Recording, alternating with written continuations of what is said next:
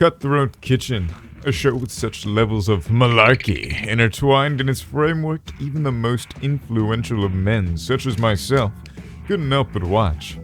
But what if you were to have a show with nothing but malarkey? Cutthroat Kitchen Knives Out, one of the worst shows I've seen in my entire life. Even worse than The Nut Shack! Oh, what are you doing here, idiot? Yeah, muncher. I truly don't understand what possessed the Food Network to create such an abomination. Was it the undying support of the original show which touched our hearts? Perhaps Alvin and the Chipmunks needed something to watch between concerts?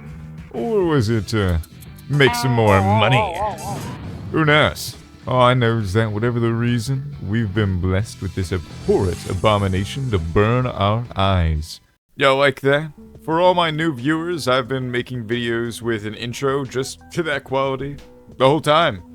And to anyone who's been watching my videos up to now, keep quiet, let them believe that. Hello everybody and welcome.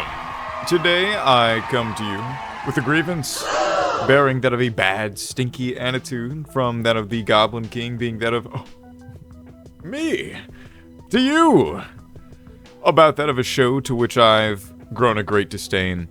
Cutthroat Kitchen Knives Out.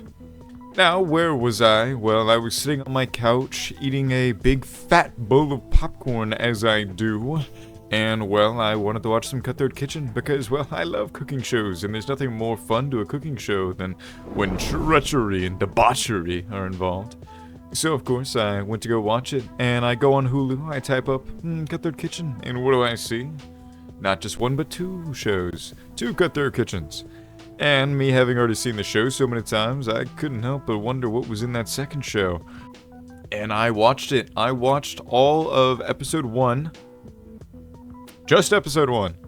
To understand why people wouldn't enjoy that of Knives Out comparatively, we first need to look at what made the original so good.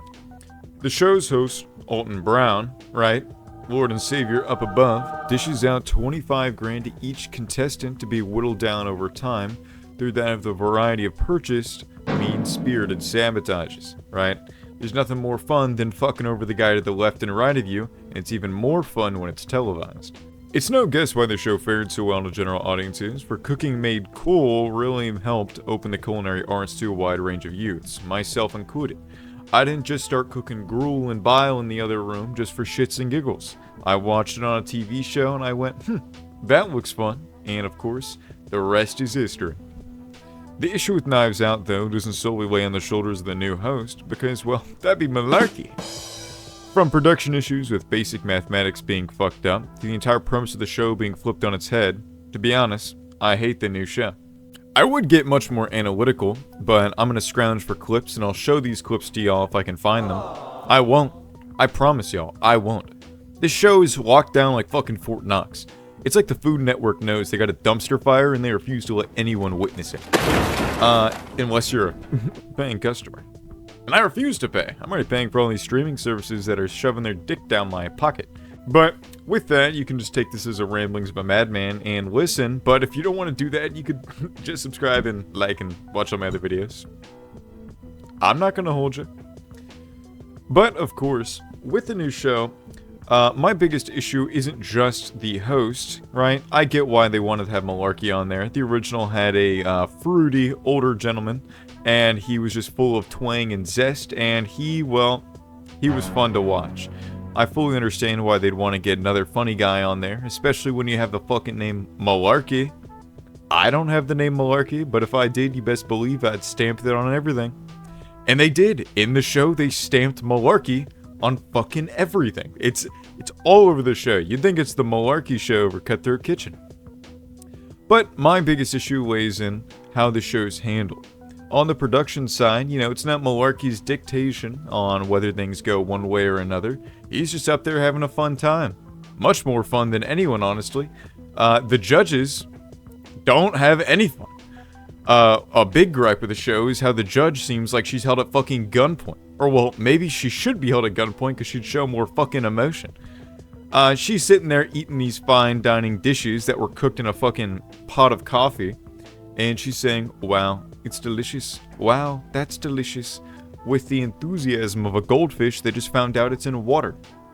not that shocked. Now, compare that judging, which I can't find a clip to that of MasterChef. This is actually a sweet and savory dish with lamb, shrimp, and fresh fruit. And this is a passion fruit ginger sauce. You gotta be kidding me. Slim, this is like a buffet gone bad. Go back to your station. I'm not tasting this crap. You guys have to, at this point in the competition, you need to be listening to what we're telling you about what we're Okay, producing. now, Because see, now this is interesting. This guy's just throwing away some food. That's not really judging, but, you know, who am I? Not a judge. But on the production side, they decided to change up the memo of how it was going with the 3 rounds, with 3 sabotages at least per round, with action-packed, back-to-back, non-stop cooking. They decided to change that up to cutting it down to 2 rounds, 1 round of sabotages, and another round of bullshit. Personally, not a fan, if you couldn't tell.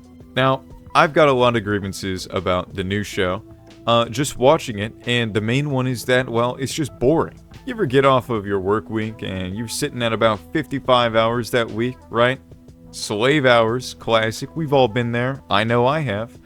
And you sit down, you're sitting on your couch, you got about 2 hours before you have to go to bed, before you wake up the next day so you can go back to work, back to that corporate grind.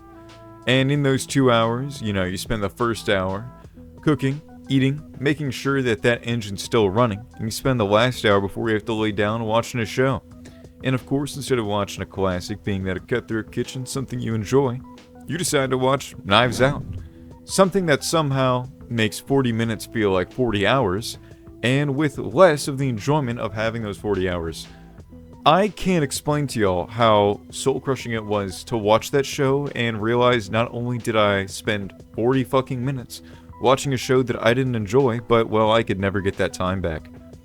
If you watch anything, whether it's a movie, a show, your daughter's play, and you realize, wow, I'll never get this time back in my life, that means you shouldn't have been there. You should have stayed your happy ass home, sipping some beer and throwing bottles at your wife's head. That's what I would have done at least.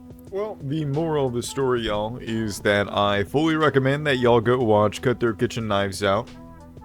If you've got 40 minutes to kill and it's not even fun bad. That's my biggest issue. It's not even fun bad. It's just horrible. But if you want to spend 40 minutes watching actual dog shit and you don't have a dog around to watch actual dog shit, then I recommend going to Hulu, wherever else you might go, whether you want to pirate it or not. No, I'm not going to report you, right? I'm a cool king. I recommend go watch this show.